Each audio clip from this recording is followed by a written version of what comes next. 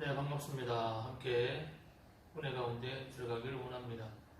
네, 하나님의 아들 예수님께서 이 땅에 오신 근본적인 이유는 무엇일까요? 예수님께서 이 땅에 오신 이유는 우리 인간들이 거룩하도록 창조되었기 때문에 우리를 구원하러 오신 것입니다. 그래서 거룩을 추구하는 데 있어서 가장 처음의 단계는 하나님께서 의미하시는 거룩이 무엇인지를 분명하게 이해하는 것입니다. 성경에서 거룩이라는 단어가 제일 처음에 나오는 곳은 어디일까요? 창세기 2장 3절입니다. 하나님이 그 일곱째 날을 복되게 하사 거룩하게 하셨으니 이는 하나님이 그 창조하시며 만드시던 모든 일을 마치시고 그날에 안식하셨습니다. 자, 주일은 평일과는 다른 날입니다. 직장이나 학교에 안 나가서 다른 날입니까? 하나님께서 거룩하게 하셨으니 일요일은, 주일은 구별된 날이 되는 것입니다. 자, 그러면 두 번째로 거룩이 나오는 곳은 어디일까요? 출애굽기 3장입니다. 3장 5절입니다. 하나님이 이르시되 이리로 가까이 오지 말라. 내가 선 곳은 거룩한 땅이니 내 발에서 신을 벗으라. 자, 두 구절에서 거룩하다 말씀하시는 주체는 누구십니까? 하나님께서 말씀하시는 것이 그 무엇이든지 간에 그것은 거룩합니다. 왜냐하면 하나님께서 그 거룩 자체이시기 때문입니다. 내가 선 곳은 거룩한 땅이니. 자, 그러면 그 땅이 어떻게 거룩해질 수 있을까요? 모세가 거룩하지 않은 땅에서 흙을 한 줌 가져다가 떨기나무 불꽃 아래에 있는 그 거룩한 땅과 비교하면 도대체 어떤 차이가 있을까요? 어쩌면 모세가 예전에 뭣도 모르고 그 사막 똑같은 자리에서 양떼를 먹였다면 그때도 그것이 거룩했을까요? 아니면 반대로 그 거룩한 땅에 모래를 한 줌 가져다가 자기 동네로 가지고 가서 자세히 분석해보면 그 모래의 본질이 거룩하게 변했을까요? 아니면 다른 평범한 사막 모래와 같을까요? 모래의 본질은 전혀 변하지 않았는데 왜 하나님께서는 그것을 거룩하다고 말씀하셨을까요? 거룩의 근본 개념이 바로 구별이기 때문입니다. 그 땅이 거룩하게 된 것은 하나님께서 모세에게 자신을 나타내시기 위해 그 땅을 특별한 장소로 구별하셨기 때문입니다. 자, 그렇다면 그 사막의 나머지 땅은 하나님께서 자신의 대화 장소로 선택하시지 않은 결과로 거룩하지 않은 채로 평범한 땅으로 남게 된 것입니다. 만약 하나님께서 그보다 조금 더 북쪽으로 가셔서 그것에서 말씀하셨다면 그 북쪽이 새로운 거룩한 땅이 되었을 것입니다. 자, 거룩에 대한 두 번째 예를 들어보겠습니다. 성전에서 일하는 제사장의 이야기입니다. 제사장이 하는 일 중에 가장 많이 하고 중요한 일이 제물들을 잡아서 하나님께 드리는 예배의식입니다.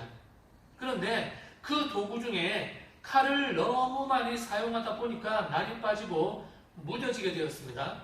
그래서 집에서 쓰던 새 칼을 성전에 가져가기로 결정했습니다. 제사장이 그 칼을 주님을 섬기기 위해서 쓰는 순간 거룩하지 않았던 그 부엌칼이 성전의 거룩한 칼이 되는 것입니다. 이렇게 거룩은 칼이나 모세가 경험한 거룩한 땅이나 아니면 다른 많은 것들에 대해 사람의 마음 속에서 구별되어지는 것입니다. 이렇게 사람의 생각 속에서 구별되는 것을 정신적 거룩이라 말할 수 있습니다. 왜냐하면 성전에서 쓴다고 해서 그 칼이 빛이 났다거나 아니면 사막의 그 모래의 본질이 변한 것도 아니고 그 어느 누구도 하나님께서 그것을 사람들에게 나타내시기 전까지는 그 땅이 거룩하다는 것을 알지 못했기 때문입니다. 자, 거룩의 또 다른 조건은 어떤 평범한 것으로부터 구별되어져서 거룩이라는 것에 포함되는 것을 말합니다. 자, 칼이 거룩해지려면 집으로부터 구별되어 성전으로 포함되어야만 합니다.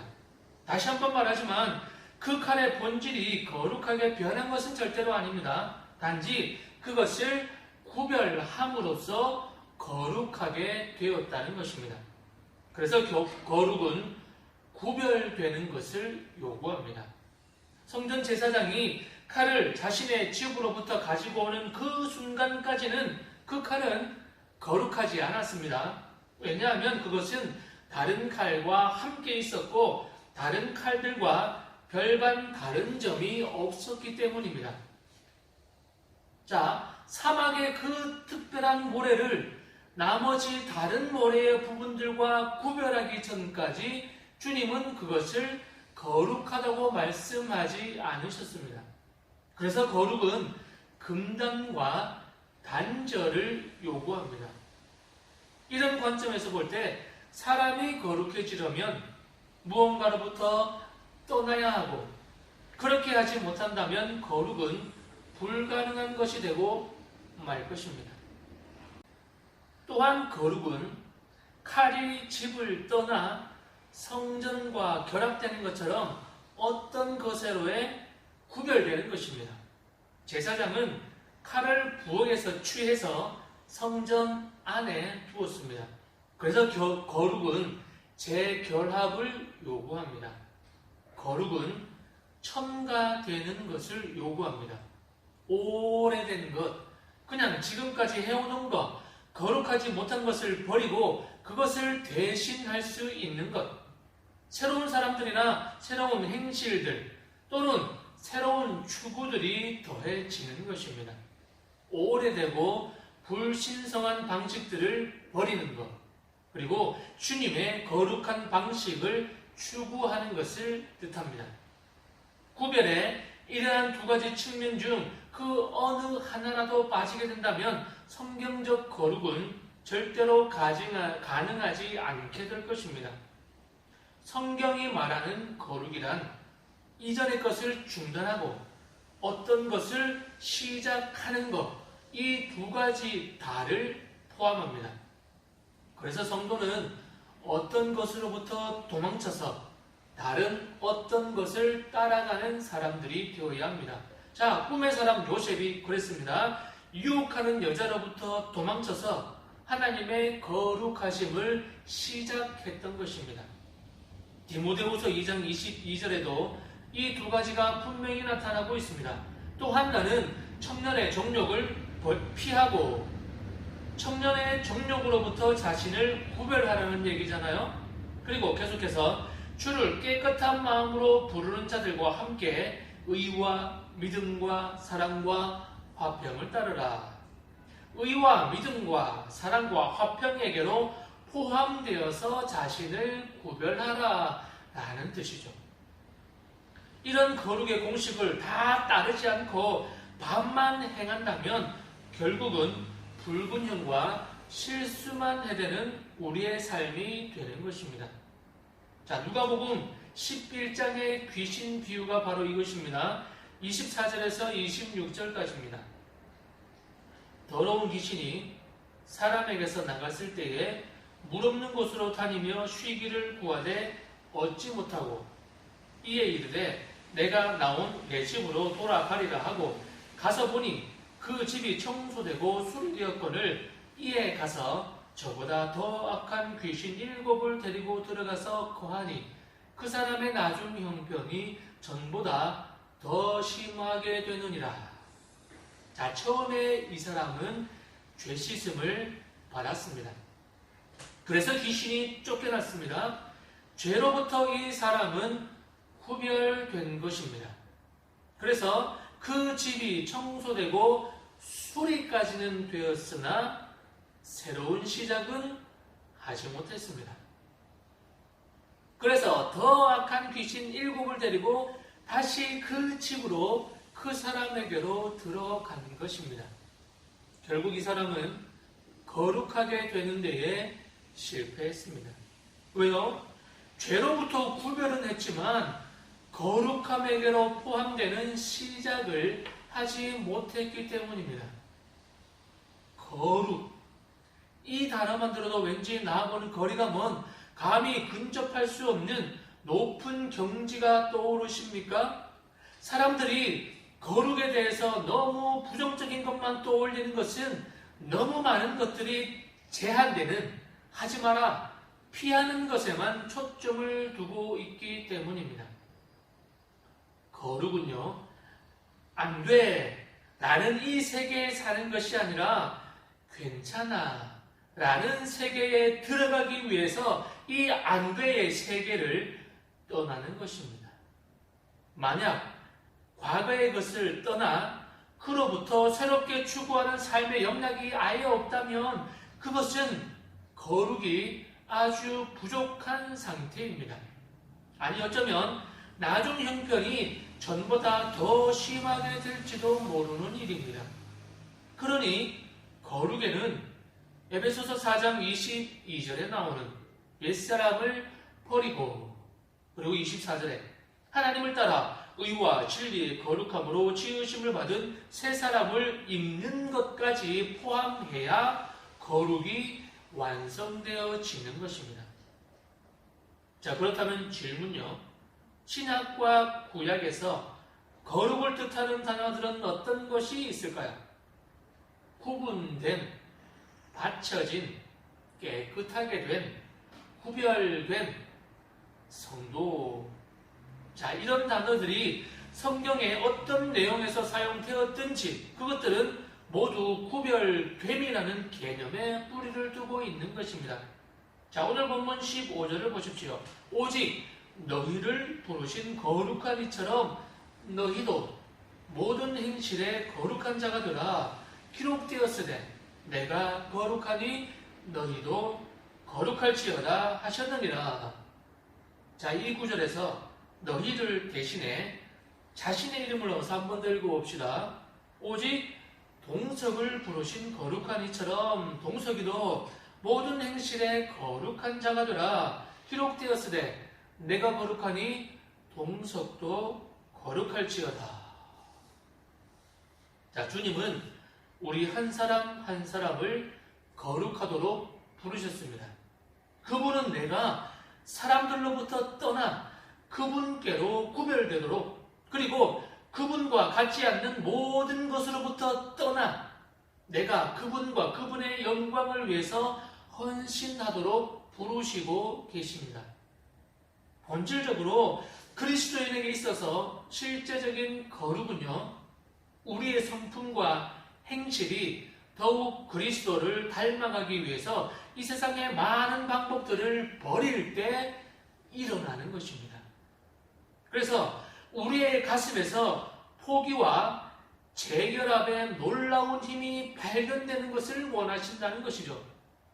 거룩하지 않은 것을 버리고 거룩한 것만을 추구하는 여러분들 되시기를 축복합니다. 자, 그럼 개인의 거룩을 위해서 아주 적절하고도 효과적인 방법을 가르쳐 드리겠습니다. 출애굽기 19장 5절 6절입니다. 출애굽기 19장 5절 6절입니다. 세계가 다 내게 속하였나니 너희가 내 말을 잘 듣고 내 언약을 지키면 너희는 모든 민족 중에서 내 소유가 되겠고 너희가 내게 대하여 제사장 나라가 되며 거룩한 백성이 되리라. 너는 이 말을 이스라엘 자손에게 전할지니라. 아멘. 하나님의 관점에서 거룩한 사람이 되려면 제일 먼저는 주님의 말을 잘 들어야만 됩니다. 자, 이거 어디서 많이 들어본 얘기 같지 않습니까? 엄마 말이나 아내들이 잘 쓰는 말 같지 않습니까? 마누라 말을 잘 들어야 자다가도 떡이 생긴다. 아니면 엄마 말을 잘 들어라 그러면 자다가도 피자를 시켜준다. 자, 이 말이 진리인 모양입니다. 말 잘 듣는 것. 자, 그리고 두 번째는 약속을 잘 지키는 것입니다. 그분의 언약을 지키는 것입니다. 너무 쉽지 않습니까? 말 잘 듣고 약속 잘 지키는 것. 자, 이 쉬운 거 우리 한번 잘 해보기를 원합니다. 자, 거룩한 것과 그렇지 못한 것의 한계를 정하는 분은 주님밖에 없습니다. 우리 통합총회에서 정하는 것도 아닙니다. 그리고 어떤 거룩한 사람이, 그리고 어떤 교파가 정하는 것이 절대로 아니라는 것이죠. 오직 주 하나님만이 진실되고 성경적인 거룩의 기준을 설정하신 것입니다. 사람들이 사람의 교리 혹은 사람의 전통을 고려해서 성경에 어떤 새로운 것을 첨가하거나 삭제하는 것을 주의 깊게 살피고 막아야 됩니다. 예수님의 생애 동안에 유대인 지도자들과 설교자들은 거룩에 관해 그들 자신이 만든 특별한 조항들을 삽입시키고 또 그것들을 가르쳤습니다. 마태복음 15장 1절, 3절 말씀이 그래요. 그리고 7절에서 9절까지 예수님께서 하신 아주 강한 도전의 말씀을 들어보십시오. 그때에 바리새인과 서기관들이 예루살렘으로부터 예수께 나와 이르되 당신의 제자들이 어찌하여 장로들의 전통을 범하나이까? 떡 먹을 때에 손을 씻지 아니하나이다. 대답하여 이르시되 너희는 어찌하여 너희의 전통으로 하나님의 계명을 범하느냐? 그리고 7절에서 9절까지입니다.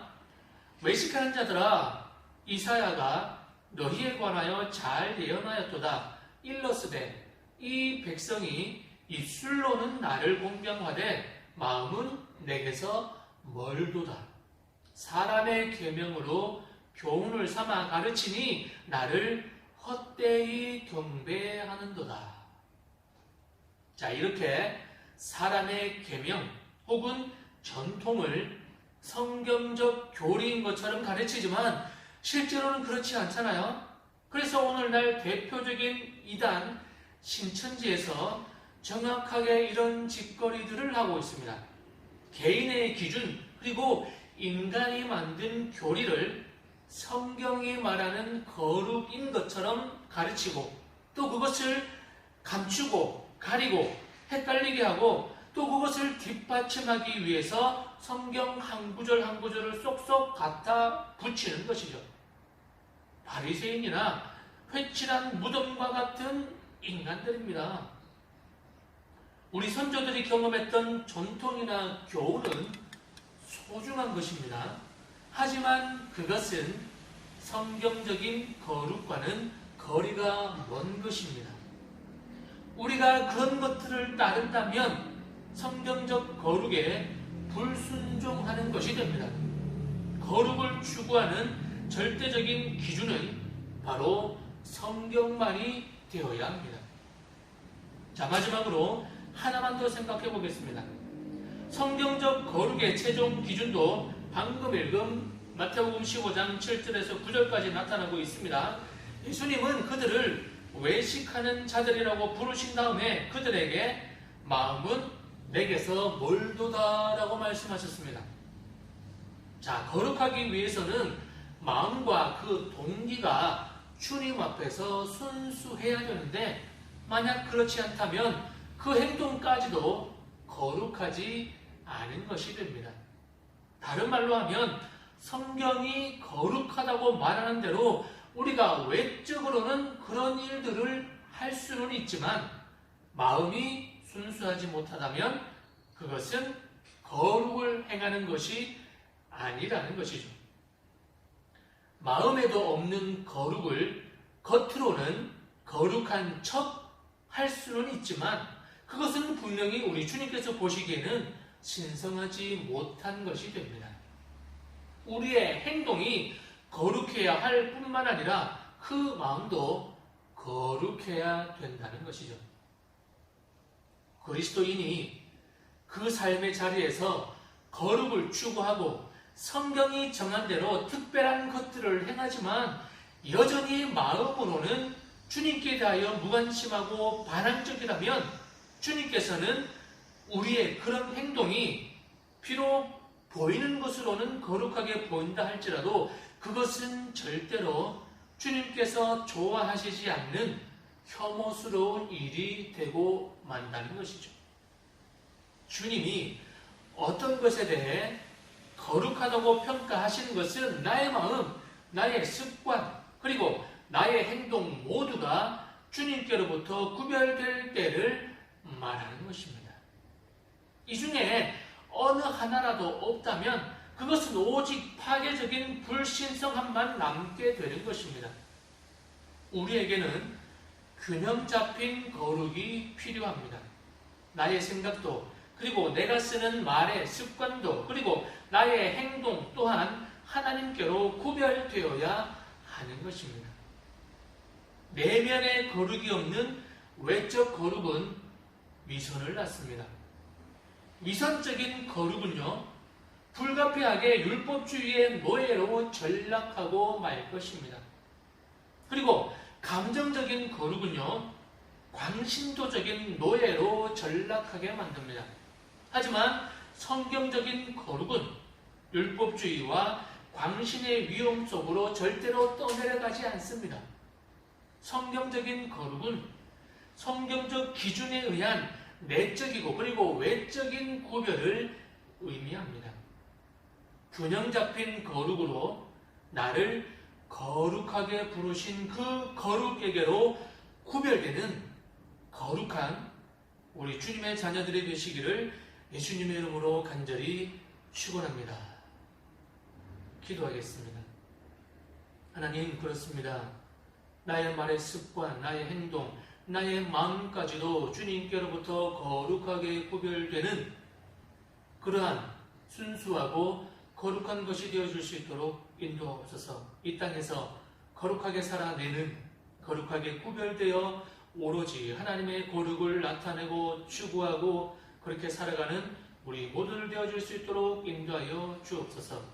감사하며 예수님의 이름으로 기도드립니다. 아멘.